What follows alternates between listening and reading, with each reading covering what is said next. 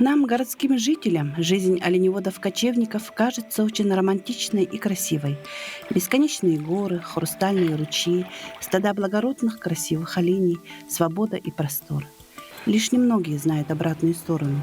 Усталость, опасность, боль во всем теле от многочисленных травм, одиночество.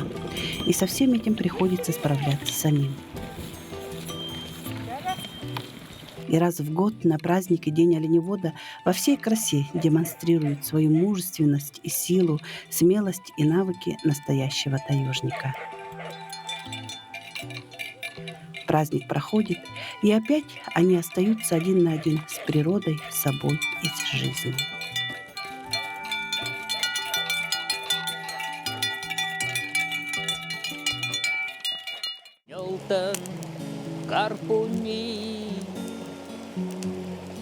Александр Погадаев поет песни. Песни разные. Мелодии и слова рождаются во время длинных кочевок, зимними вечерами в теплой палатке, короткими летними белыми ночами и подмерный перестук осенних дождей. Песни спасают от разных мыслей, отчаяния и тоски. Блокнотик и карандаш всегда под рукой, как и верная подруга гитара. Лишились деревьев могучих, здесь звон тишины нарушал. Лишь ветер ласкающий кручи, к вершинам жемчуга взлетал. Лишь бился родник, словно венка, на сером леске у горы. Да тихая песня венка звучала до поздней поры. Он шел по тропе своих предков, он жил по законам отцов. И каждая птица и ветка его узнавала в лицо.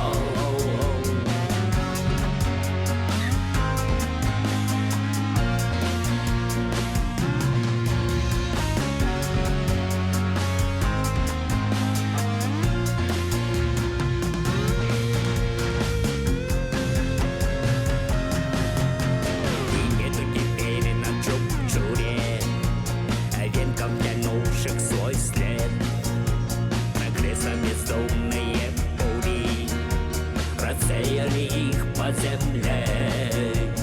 Они по асфальту шагают, летят над огромной страной. И все языки они знают, да только не знают родной. Стою чучура и снова душа холодеет моя.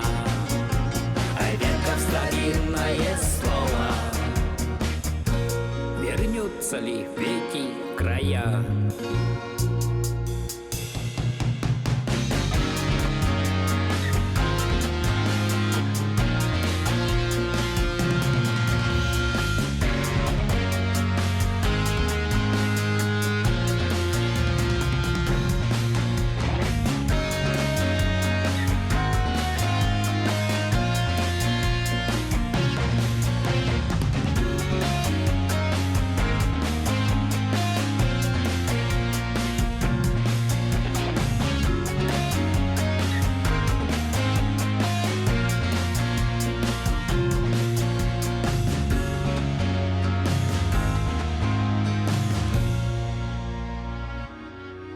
В последнее время Александр стал чаще выступать, записывает новые песни, гастролирует, общается с другими певцами и авторами, наполняется идеями и мыслями.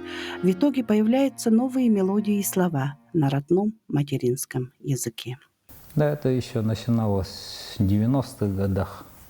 Тогда со мной был Андрей Громов «Агди». Это Саимикона, тоже ЛН. К сожалению, его сейчас нету с нами. Вот тогда мы начинали с ним вдвоем. Что-то пытались на венском сочинять, импровизировать на гитаре, мечтали. Но вначале это было как бы просто хобби. Но со временем я осознал, что нужно петь, сочинять песни именно на своем родном языке, потому что мы еще тогда с Андреем понимали, что наш язык, наши традиции, наша культура Буси начали исчезать. И мы между собой все время разговаривали на венском. Он выпустил свой один диск, потом, к сожалению, ушел. И вот когда я осознал это, что подумал, может быть, услышав, молодежь, услышав мои песни, может, начнут изучать уже свой родной, забытый, красивый язык наших предков.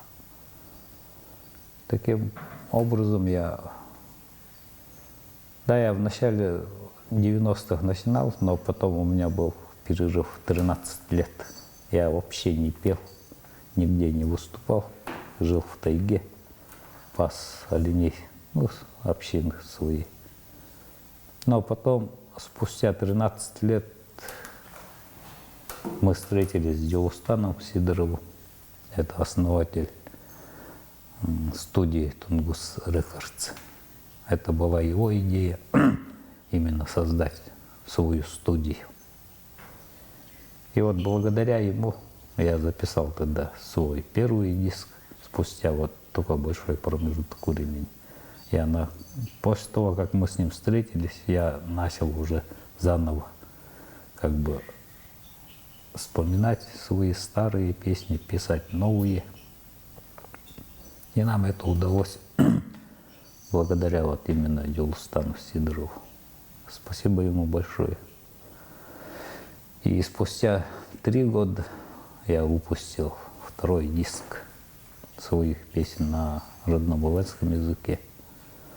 Помог мне Свинобоев Александр Иннокентьевич, это предприниматель, и глава УЛУСа.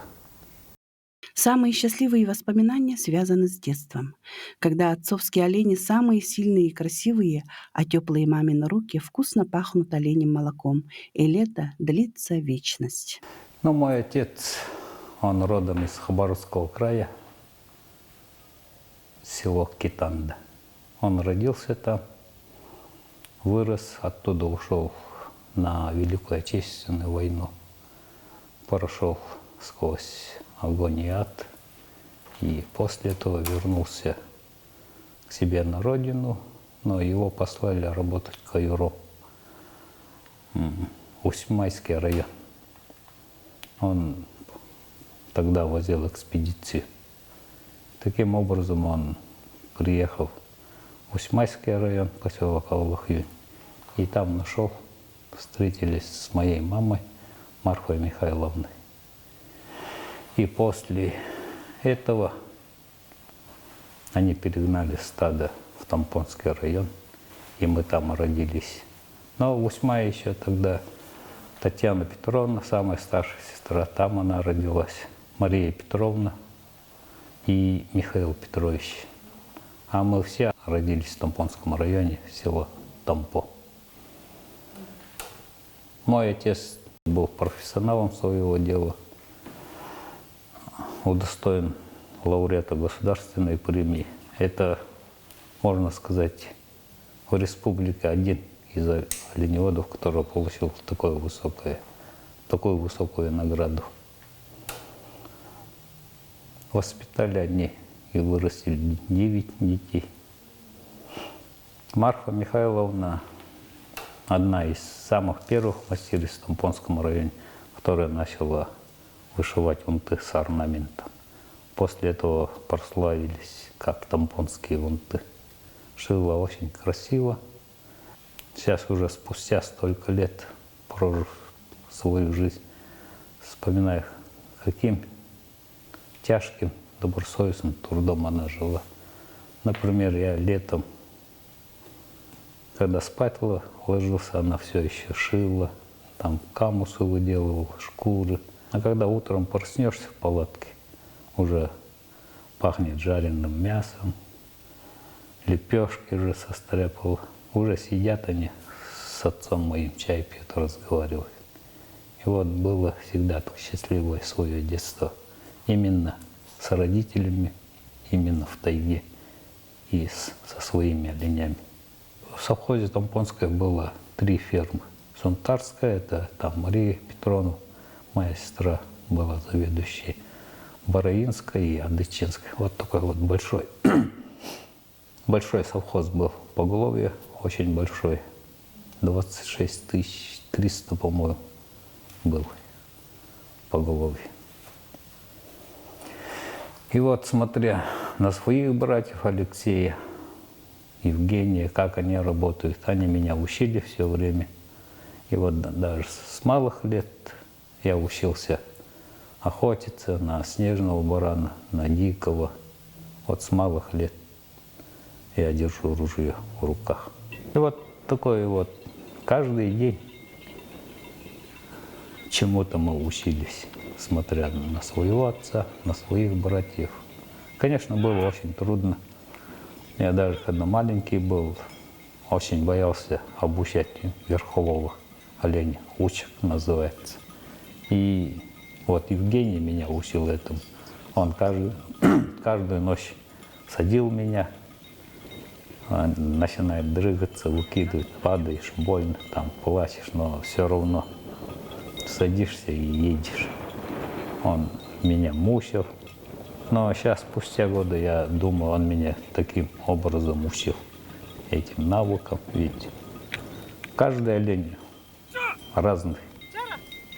Это другие смотрят, ну, которые не знают оленеводства оленей, что все одинаковые, что и они, олени вообще очень разные по характеру, цвета. Например, этого оленя надо обучить именно на нарту, потому что у него фигура другая. Вот этого вот на верховика, другого просто грузовой, он должен нарту тащить или вьюки. И вот таким образом мы учились через слезы, через страх. Но спустя такое время я осознаю, что они этим дали мне навыки. Ведь если ты остаешься один на один с природой, это же экстрим. Не дай бог там с горы, со скалы упасть. Или там под обвал попасть. Ну, всякое бывает в тайге. И ты остаешься один на один с природой. После этого, спустя годы, я несколько лет жил один в тайге. И вот эти навыки, они очень мне пригодились. Потому что я уже заранее знал, что нужно кочевать. Вот олени себя не так ведут, стадо не так ведет себя, значит, они уже хотят на новое место, то есть на целик, где снег. И в то же время тоже выбираешь все время зимовку, например, чтобы олени там хорошо стояли, кормились, упитанность, чтобы нормальная была. Вот это все надо учитывать, когда вот кочуешь, работаешь вот в пространстве. И вот даже когда оленей гонишь, передовой олень впереди ходит или сзади ходит. Вот такие бывают олени. И когда гонишь, пригонишь, таких нету. И ты уже примерно знаешь, где они могут быть. Чай попил, покушал, поймал оленя, верховика и поехал. Нашел их, пригнал. Это то есть каждый день, каждое утро вот мы собираем оленей. И знаешь всех оленей практически в лицо. Ну, многие думают, что оленевод – это профессия. Этим он зарабатывает. Это не так. Оленевод – это образ жизни. Потому что мы испокон веков жили в тайге, жили по законам тайги, соблюдали эти законы. И не только вот мы, но все малочисленные народы севера. Вот здесь в Якутии живут 5 малочисленных народов. Ну, они знают, о чем я говорю. То есть мы живем там, мы живем этим, мы живем со своими оленями, живем среди своих гор, на своей земле. Законы тайги соблюдали. Мама все время говорила «нёнь», тащинавилла год, «нёнь товарок». Это по-улански «нёнь» — это большой грех. И со временем молодежь забыла вот это слово «нёнь», грех. Нельзя так говорить, нельзя так делать. Вот это. Она остерегала нас, то есть от каких-либо поступков. Ну вот, например, пошел на охоту, там увидел штук 10-20 снежных баранов. Подкарался ты, только одного взял и все. Потому что тебе больше не надо. Даже если летом взять, он просто-напросто стухнет и пропадет просто так. И когда мы добывали, например, дикого оленя, снежного барана, ну там сахатого, все время это мясо разрезали, все. У нас был такой лб.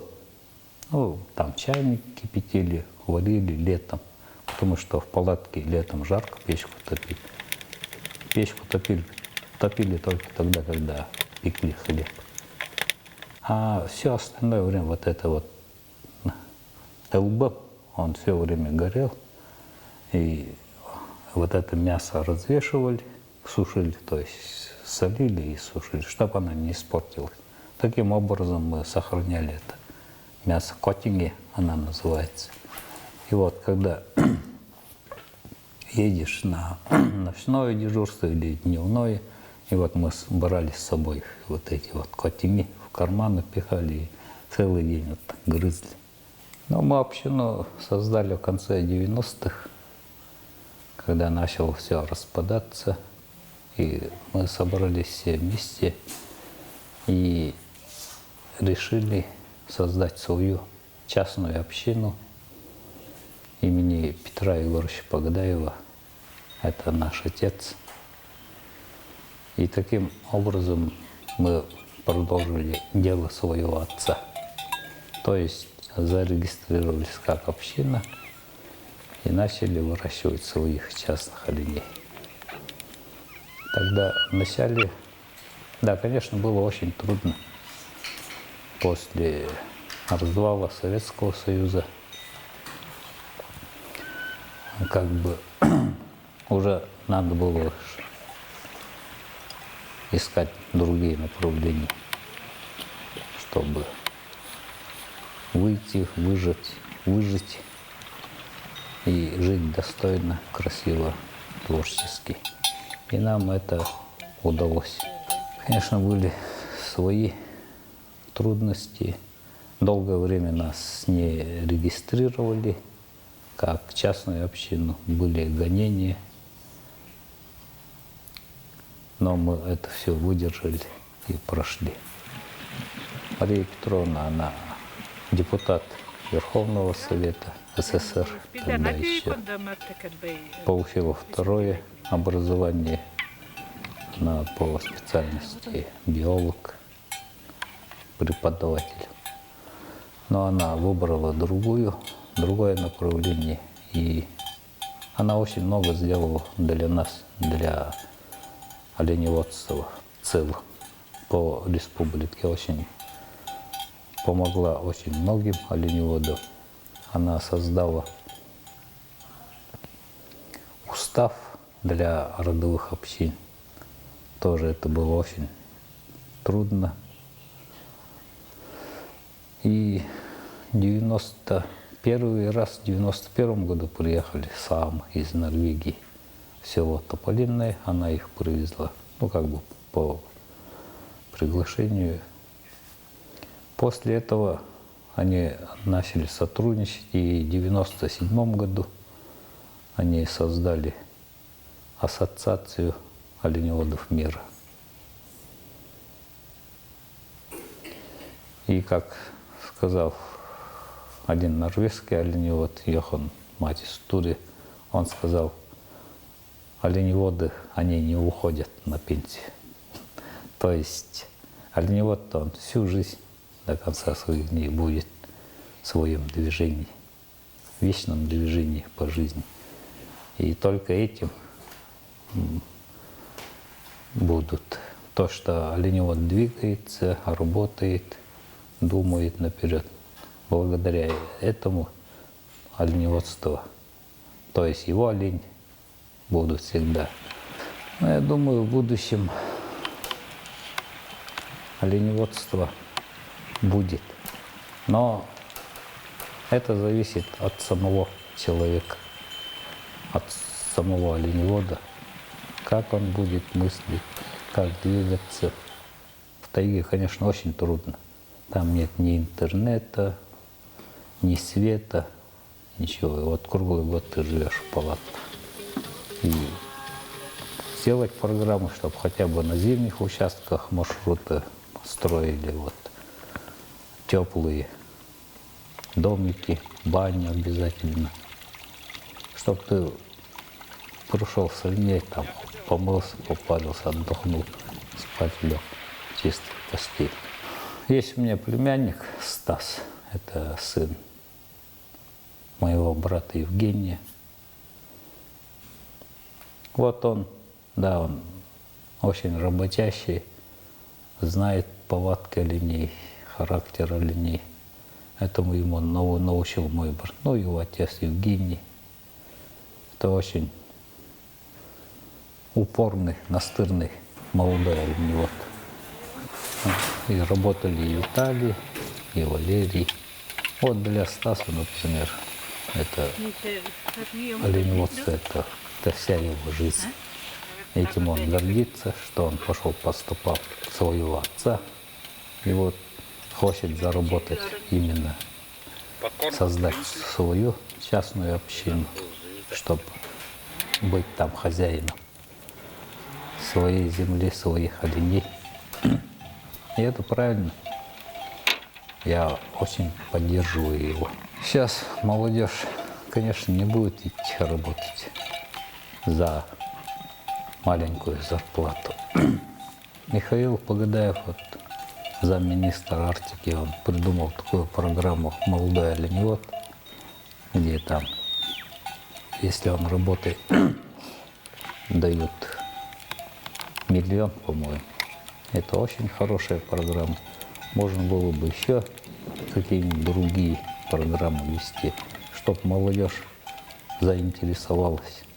Также я хочу поблагодарить правительство нашей республики Саха-Якутия, то, что они поддерживают частные общины. Есть даже федеральный закон про коренных малочисленных народов Севера о поддержке, выдвигают какие-то проекты, реализовывают их. Мы, частные общины, мы получаем такую же зарплату, как совхозный, ну, МУП, ГУП, СПК. И вот благодаря такой поддержке мы остаемся на плаву. Им за это очень мы признательны, благодарны правительству Республики Саха-Якутия за содействие вот нашим общинам родовым. Большое им спасибо.